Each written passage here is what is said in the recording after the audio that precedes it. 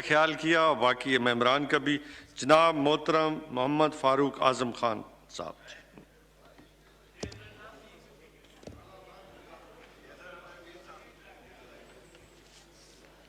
बिस्मिल्लाहिर्रहमानिर्रहीम। जनाब चेयरमैन, मैं आपका इंतहाई मशकूर हूँ। मैं एक पसमानदा इलाके से हूँ, बहावलपुर रियासत का नाम आपने सुना होगा। सबसे पहले तो मैं बजट के मुतालिक कहूँगा कि मैं पिछली असेंबली में भी रहा हूँ, 88 से मैं आ रहा हूँ, तो मैंने कोई इस तरह की तारीफ़ी या कोई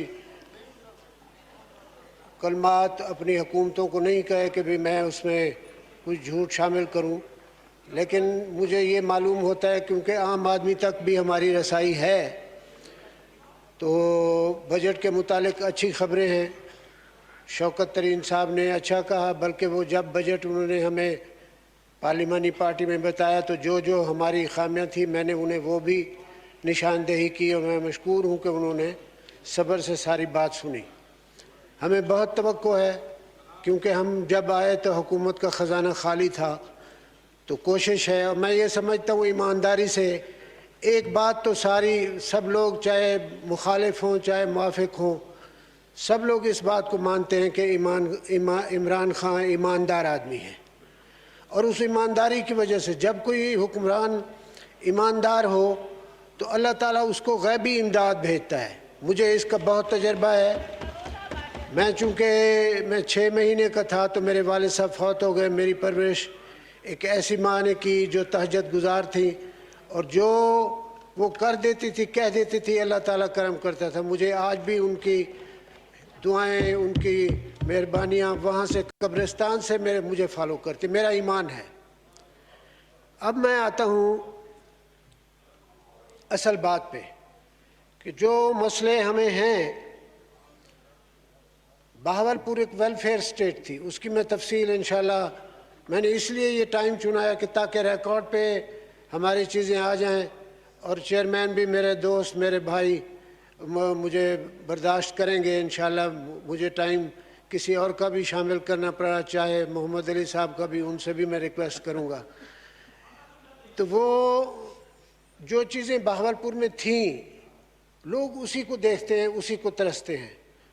तो मेरे सबसे पहले मुतालबात हैं कि हमें शहर में फ्लाईओवर दिया जाए, चूँकि 6 लाख की आबादी का शहर है और वो मेरा शहर ही मेरी सीट है। मैं बहुत हुकूमतों में रहा भी हूँ, वज़ीर भी रहा हूँ, मेयर भी रहा हूँ, और सबसे पहला बंदा था जिसने इस्तीफ़े भी दिए, वो बिस्मिल्लाह भी मैंने की। तो वो शहर में फ्लाईओवर की ज़रूरत है, जो मैंने पहले रिक्वेस्ट की है।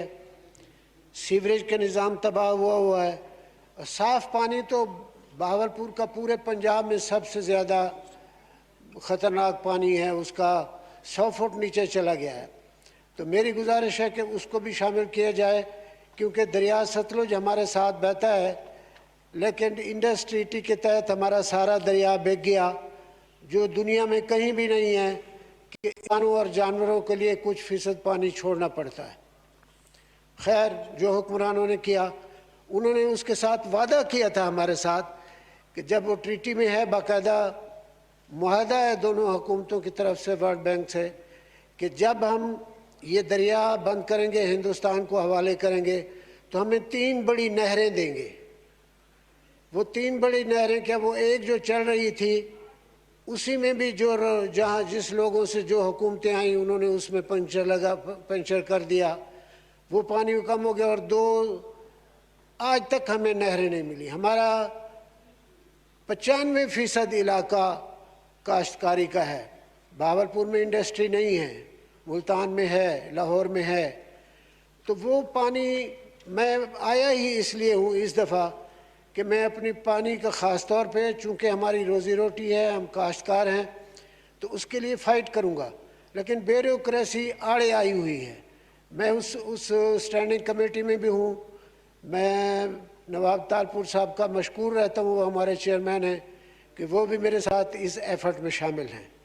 तो आपसे भी रिक्वेस्ट है कि आप भी हमारे इन मुतालबात को खान साहब तक पहुँचाएँ। ब्यूरोक्रेसी बहुत बड़ी हर्डल है इन सारे मामलात में, तो खुदा के लिए इस ब्यूरोक्रेसी को ठीक कराएं।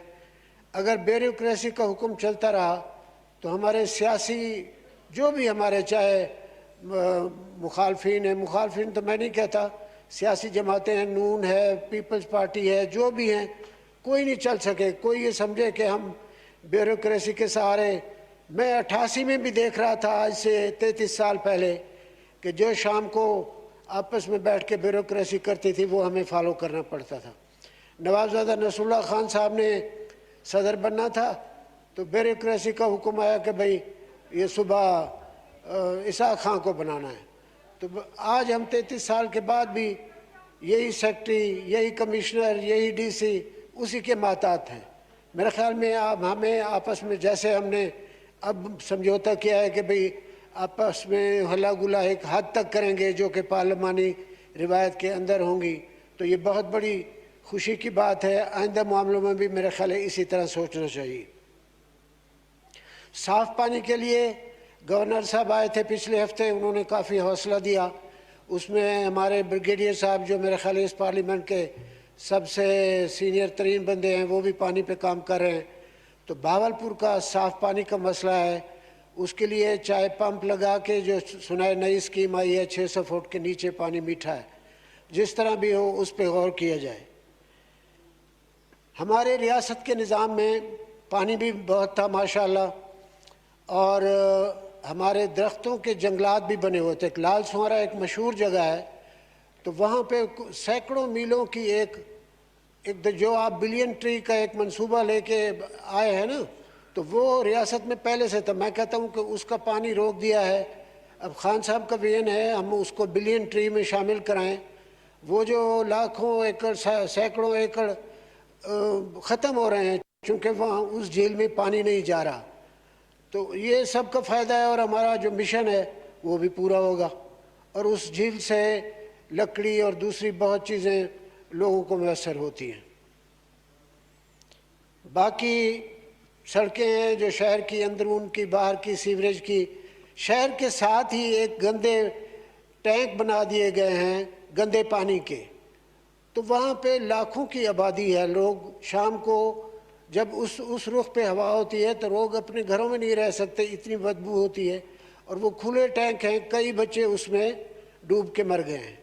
तो मैंने खान साहब से भी रिक्वेस्ट की थी, अब एडीपी में या पीएसडीपी में जो लोग बाख्तियार हैं वो शामिल करते हैं, हमारे जैसे इलाके के लोगों को वो कंसीडर नहीं करते। मेरी रिक्वेस्ट है इस हाउस के ज़रिए कि वो जो पानी के पान बनाए हैं वो कम से कम 5-6 मील दरिया से दूर ले जाएं। एक तो साफ़ पानी दें, दूसरा गंदे पानी का इंतज़ाम करें। भावलपुर से लोधरा एक बस चलती थी बच्चों के लिए कि छोटे बच्चे, भावलपुर लोधरा ट्विन सिटीज़ हैं, तो वो उसके लिए कहता, वो पता नहीं क्यों हुकूमत ने बंद कर दी है। वो बच्चे अब सारे जो यूनिवर्सिटी में आते थे वो बेचारे अपनी पढ़ाई के, चूँकि बसें वहाँ इतनी ज़्यादा नहीं है और इतनी कंफर्टेबल नहीं है, वो शहर में जाती हैं 3 घंटे लगा। जो डायरेक्ट हुकूमत ने इंतज़ाम किया था पिछले कई सालों से, तो उससे बच्चे महरूम हैं। हमारा सादिक एजल्टन कॉलेज पंजाब दूसरा पुराना कॉलेज है, 1868 में ये बन गया था। यानी गवर्नमेंट कॉलेज के बाद पूरे इस इलाके में नवाब भावलपुर की, भावल खां की मेहरबानी थी कि उन्होंने ये कॉलेज रखा, और पढ़ाई का उनको इतना शौक़ था कि उन्होंने मदारस, मजहबी यूनिवर्सिटियाँ, बच्चों के लिए यतीम खाने, पीने के लिए पानी का इंतज़ाम, सराय मुसाफिरों के लिए ये रियासत में पहले से मौजूद थी। अब वो ख़त्म हो गई। हम चाहते हैं कि उनको रिवाइव किया जाए। जो लोग इससे महरूम, जो हम लोग आदी हो गए। हमारे अस्पताल 1898 में बाहवल विक्टोरिया हॉस्पिटल बनी हुई है, उसमें आप यकीन करेंगे कि लोगों को उसमें नाश्ता दूध मिलता था और डेली भी मिलती थी 8 आने। तो आज वो सिस्टम कहाँ है? आज तो दवाइयों के लिए तरस रहे हैं, अखबारों में आ जाता है, ज़बानी जमा खर्च हो जाता है। तो मेरी रिक्वेस्ट है कि हमारी हुकूमत का विजन है गरीब को तरक्की देना, और उसमें वो अस्पतालों में जो कमी है उसको पूरा किया जाए। ताकि मेरे और सक्खर से लेके बावलपुर तक कोई बड़ा हॉस्पिटल नहीं है, वो लोग भी यहाँ आते हैं। और जो हमारा चोलिस्तान है वो 64 लाख एकड़ पे है, जिसको इस्तेमाल करके नवाब बहावलपुर ने, अल्लाह उसे गरीक रहमत करे, अंग्रेज़ से सारा शहरी निज़ाम और मुरब्बाबंदी करवा दी थी, तो हमें पानी मिलना था।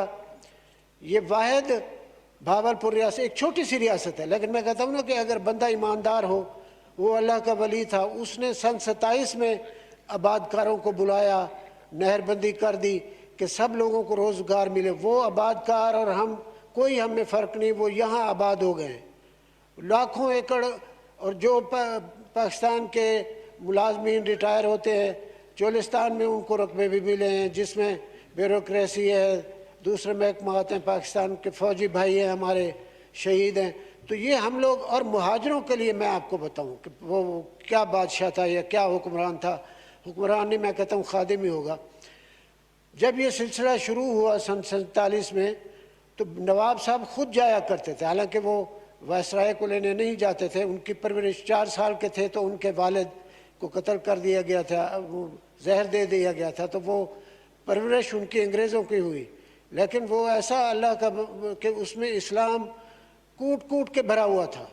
दूसरी एक तारीख़ी बात मैं आपको बताता हूँ, ख़ास तौर पे अली मोहम्मद साहब सुन लें।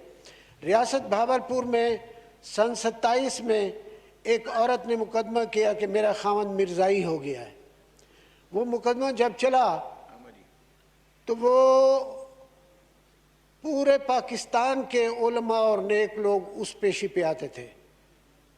मोहतरम जनाब अनवर शाह कश्मीरी साहब, जो उस वक्त के सबसे बड़े पीर थे, अताउल्ला शाह साहब बुखारी, पीर मीर अली शाह साहब के नुमाइंदे, यानी कोई ऐसी दुनिया की तारीख़ में उस वक्त के मोतबर लोग नहीं थे जो उस मुकदमे में पेश न। अंग्रेज़ ने कह दिया कि भाई अगर आपने मिर्ज़ाइयों को काफिर दिया तो मैं आपकी रियासत ख़त्म कर दूंगा। अब मैं नवाब बहावलपुर का वाक़या सुनाता हूँ, जो उसके मिलिट्री सेक्रेटरी ब्रिगेडियर नज़ीर शाह अपनी किताब में लिखते हैं।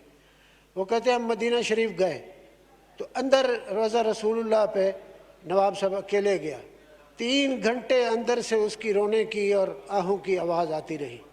तो उसने कहा आके अपने हुक्मरानों को कि मुझे आपने रियासत लेनी है, आप ले लें, लेकिन मैं क़यामत के दिन हजूर के सामने शर्मिंदा नहीं होना चाहता। वो वाहिद रियासत थी जो 1932 में उन्होंने मिर्ज़ाइयों को काफिर करार दिया है। उसका हमने बहुत खमियाजा भुगता। आपके बड़ों ने शायद सुना हो, ख़त्म नबूवत का पहला परचम और ख़त्म नबूवत के पहले सिपाही और पहले हम लोग थे, हमारे बड़े थे। इसलिए मैं कहता हूँ कि हमने तो ये प्रैक्टिस की हुई है। अब जब ख़त्म नबूवत का आता है तो हमारे दिल ठंडे हो जाते हैं कि ये काम पहले हमारे बुज़ुर्गों ने किया और इंशाल्लाह हम आखिरी दम तक करेंगे। तो नवाब बहावलपुर ने कहा कि आप भले आप रियासत में हो जाए, और उस जज को कहा उसके घर जाके कि भाई देखना कहीं हिल न जाना, कहीं डर न जाना, मुझे परवाह नहीं है। तो जो उलमा गए सारे, उन्होंने वो किया। तो वो पहला मौका था जब रियासत में इनको मिर्ज़ाइयों को काफिर करार दिया गया। फिर बाद में 73 में भुट्टो साहब ने किया। मेरा मकसद ये है कि एक ऐसा आदमी, एक ऐसा फ़कीर, एक ऐसा, और जब रियासत की बात आई, मैं चूँकि मेरे नाना उनके चीफ सेक्रेटरी भी थे, प्राइवेट सेक्रेटरी थे, तो हमारे घर में सारे वाक़यात चलते रहे। पहले तो हिंदुस्तान से पाकिस्तान में शामिल होने का मसला था, तो वहाँ पे प्रेशर था बहुत लोगों का कि हमारा पीने का पानी सतलुज से आता है और वो उसका मंबा जो है वो हिंदुस्तान है, तो हम तो मर जाएंगे। नवाब ने कहा नहीं, मैं शरीफ आदमी हूँ, मेरा सीधा रास्ता पाकिस्तान की तरफ खुलता है और मैं सबसे पहला बंदा हूँ जो पाकिस्तान में शामिल होता हूँ। उन्होंने अपनी फ़ौज दी, उन्होंने पाकिस्तान का ख़जाना भरा, पाकिस्तान की फ़ौज की तनख्वाहें दी, और उन्होंने वहाँ जो मलीर में उसका घर था वो पहला दारुल खिलाफा बहावलपुर को पाकिस्तान का बना। और जब कायद आज़म नाराज़ होकर चले गए इंग्लैंड, तो नवाब बहावलपुर के उनके ज़ाती मरासिम भी थे और नवाब साहब के मुशीर भी थे कायद आज़म। तो उन्होंने ख़त लिखा, वो ख़त आप भी गवर्नमेंट के पास है कि कायद आप क्यों दिल मैला कर गए, क्यों आप परेशान हो गए। अगर उस पाकिस्तान में कोई हर्डल है, उसमें कोई पाबंदी है, तो ये बहावलपुर आपका पाकिस्तान है, आप वापस तशरीफ़ लाएं। ये लोग थे वो। और यहाँ के चूँकि हमने मिर्ज़ाइयों को काफिर करार दिया था, जो सज़ा आई, हमारे पानी बंद हो गए, हमारे दरिया बिक गए, आज तक हम वो भोग रहे हैं। लेकिन हमारा काम वही रहा कि जब मुहाजिर आते थे, मुहाजिर के सबसे पहले कॉलोनियाँ रियासत बहावलपुर में बनी, और मैं मुहाजिरीन का शुक्रगुजार हूँ कि उन्होंने जिस तरह बहावलपुर से प्यार किया, बहावलपुर के सूबे की तारीख में वो पेश थे। और हमारे लोकलों के साथ, वहाँ पे कोई लोकल मुहाजिर नहीं है, लेकिन वो पहले जेल में गए, उन्होंने सज़ाएं काटी। तो इंसान को जो मोहसिन है उसको याद रखना चाहिए। हमारा तो नवाब सादिक से रिश्ता उनके मोहसिनों वाला है, क्योंकि मैं 4 पुश्तों से सन 1917 से 88 से आज तक हमारी वाबस्तगी नवाब साहब से किसी न किसी तरह रही है, मेरे दादा परदादा। बल्कि मैं आपको बताऊं कि रियासत का माहौल इतना पाक साफ और इंसाफ का था कि उसके दरवाजे तक जो पहुंच जाता था उसको इंसाफ मिल जाता था। जज वो थे जो रात को ख्वाब देख के फैसले करते थे। नवाब साहब का चचा था, उसने किसी गरीब को पकड़ के मारा, नवाब ने अपने चचा को कैद कर दिया। इंसाफ का ये आलम था कि ये नहीं था कि आप जो ताकतवर लोग हैं उनको इंसाफ वहाँ पहले मिलता था, रियासत की बात मशहूर थी। और उसके बाद ये हुआ कि जो लोग यहाँ पे आए, मुलाजिम जो आते थे रोते हुए आते थे कि चोलिस्तान है, टीले हैं, लेकिन वो आबाद हो गए। जिन आबादकारों को बुलाया उनको 8 आने का एक कागज़ लगता था, 8 आने टिकट का, उस पर 25 एकड़ ज़मीन मिल जाती थी। वो लोग आज भी मौजूद हैं। मैं पिछली दफ़ा ये तकरीर कर रहा था 2005 में, मैं आपको तारीखी बात बताता हूँ। तो मैं नवाब साहब के ये बता रहा था कि भाई वहाँ पे वेलफेयर स्टेट थी, अस्पताल में ये था, हमारे तालिब इल्म फ्री थे, यतीम खाना बना हुआ था, उसको नवाब साहब खुद चेक करते थे, और गरीब तालिब इल्म को बाहर के मुल्क की तालीम मिलती थी। जो ये कुर्सी जो खाली पड़ी है, यहाँ पे वो सेक्रेटरी साहब बैठे थे, मुझे नाम भूल गया, उसने मुझे पर्चे पे लिख के भेजा कि आपने मुझे याद दिला दिया, मैं भी उसी नवाब के खर्चे पे बाहर से पढ़ के आया हूँ। ये तारीखी वाक़या है, नाम मुझे उनका भूल गया, जो 2007 में सेक्रेटरी थे, तो उन्होंने मुझे, वो मेरे पास घर में पड़ी है, मैंने उसको फ्रेम में लगा के रखा हुआ है। तो ऐसे आदमी के नाम पे एक अस्पताल नहीं रखा, एक सड़क नहीं रखी। भाई अगर हम अपने बुज़ुर्गों को भूल जाएंगे, अपने मोहसिनों को भूल जाएंगे, और सबसे बड़ी बात ये कि जहाँ पे भी दुनिया में कोई मुसलमान मुसीबत में होते थे, नवाब बहावलपुर पहला बंदा होता था। कोयटा में ज़लज़ला आया, सबसे पहले वो पहुँचे हुए थे। अलीगढ़ यूनिवर्सिटी जो उनकी हैसियत थी, किंग एडवर्ड कॉलेज, उसको पूरा ब्लॉक दिया हुआ था। यानी इस किस्म का बंदा आज हमें तो कोई नज़र नहीं आता। कायद आज़म से उनकी दोस्ती थी। जब हेड बने तो हेड पल्ला, हेड सुलेमान की, हेड पन्नद रियासत के पैसों से बने। आज हम 1 इंच लाइन नहीं लगा सके, बल्कि जो रेलवे की लाइन हमारी उच्च से अहमदपुर की पड़ी थी, वो साबका हुकूमत के हुक्मरान लोहे का कारोबार करते थे, उन्होंने वो लाइन ही उखड़वा दी। तो मैं ये कहता हूँ कि मैं आपसे दरखास्त करूंगा कि वाइंड अप की तरफ आ जाएं। जी मैं आता हूँ इंशाल्लाह। दूसरे साथी का टाइम भी दिया है आपसे रिक्वेस्ट करके थोड़ा सा टाइम। जी मैंने दूसरे साथी का टाइम, अब तीसरे साथी का टाइम आपकी मेहरबानी, ये रस्मन आप कह दें, लेकिन इंशाल्लाह मैं पूरी करूँगा। उसके बाद हमारे जो मुतालबात जो मैंने पहले गुजारिश की है, उसमें सादिक एडवर्टन कॉलेज आ गया। हम चाहते हैं बर्न सेंटर सक्खर से लेकर लाहौर तक नहीं है, बहावलपुर में कायम किया जाए, चूँकि बहावलपुर का निज़ाम हस्पताल का बहुत पुराना है। चिल्ड्रन हॉस्पिटल, चूँकि बहावलपुर की तारीख़ हस्पताल की बहुत पुरानी और लंबी है, स्पेशल चिल्ड्रन हॉस्पिटल है। हमारे पास ब्लाइंड स्कूल हैं, हमारे पास माजूर बच्चों के लिए अलहदा इंतज़ाम है। ये पुराना रियासत से आ रहा है, उसको बहाल किया जाए। और मोटरवे को हमारा बहावलपुर से मिलाया जाए, चूँकि सी पैक में हमें निगलेक्ट किया गया है। और हमारा सिस्टम गरीबों के लिए अलहदा था कि वो उनको ज़कात हुकूमत देती थी, लोगों के पास नहीं जाना पड़ता था। लोगों के पास वाफिर गंदम होती थी, दरिया के बाहर एक और कीमत होती थी, दरिया के अंदर। और ये भी एक तारीखी बात है कि सिख जो थे मुल्तान तक आए, भावलपुर का उन्होंने ख्वाब ही नहीं देखा, चूँकि भावलपुर के नवाब दलेर भी बहुत थे और बहादुर भी बहुत थे, अंग्रेज़ से भी न डरे, जैसे मैंने आपको कहा। मेरी अब ये गुजारिश है कि हम जैसे कह रहे हैं कि हमें इंसाफ भी मिलेगा, हमें कहीं ये नज़र नहीं आता कि ये ब्यूरोक्रेसी अपने पंजे ढीले करेगी। हमारे पास जो अभी तक भी अफसरान हैं वो हाकिमों की तरह हैं, इलेक्टेड लोग पीछे हैं छोटी छोटी सी बात के लिए। मैं इस हाउस की बेहतरी के लिए कह रहा हूँ, उसमें ये तफरीक नहीं है अपोजिशन क्या है या हुकूमत क्या है। तो खुदा के लिए इसको आप देखें, ये मौके बार बार नहीं आते। हुकूमत मिली है, इनको सबक दे दें। जो भी निज़ाम ये है आपस में आप सोच के आपस में बैठ के जो करेंगे वो चलता रहेगा। दूसरी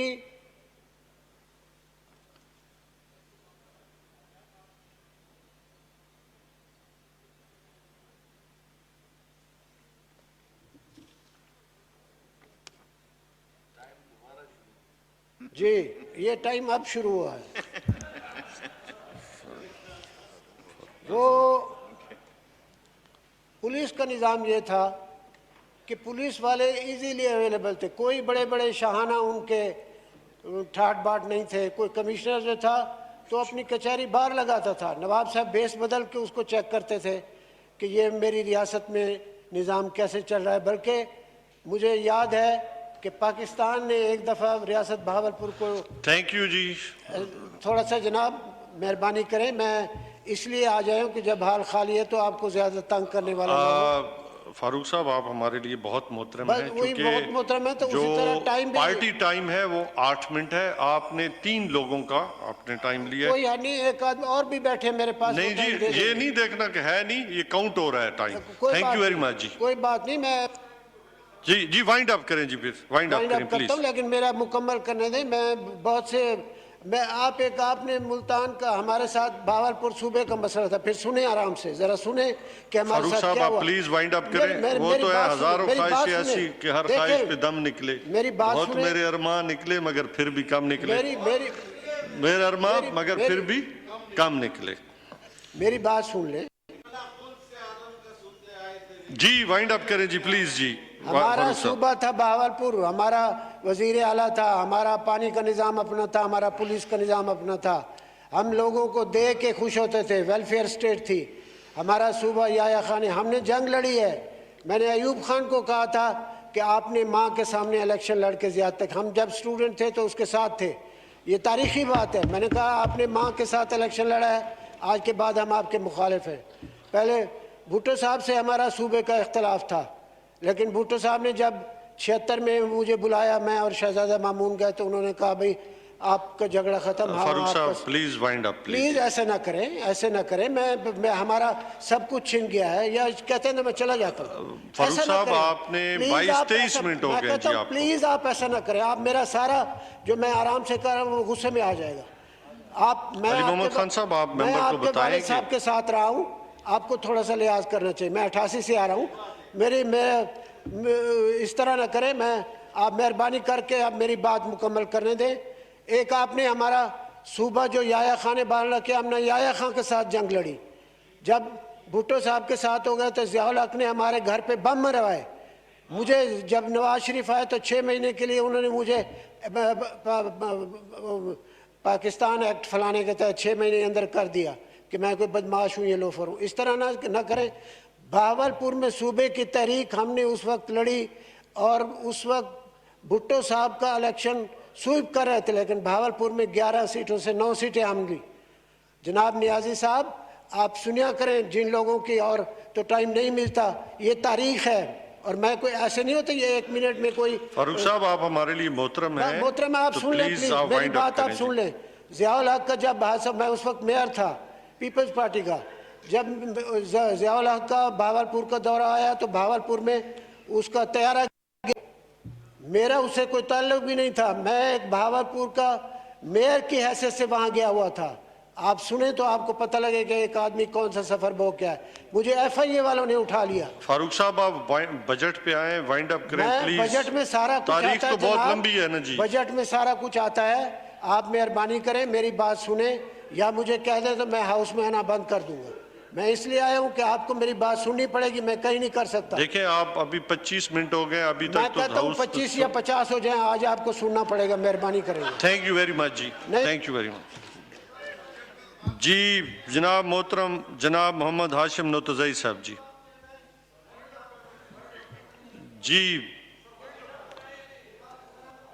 जी वाइंड अप करें ना जी, फारूक साहब वाइंड अप करें प्लीज। बुजुर्ग आदमी हूं मैं, यहाँ जिस तरह आता हूँ जी, मुझे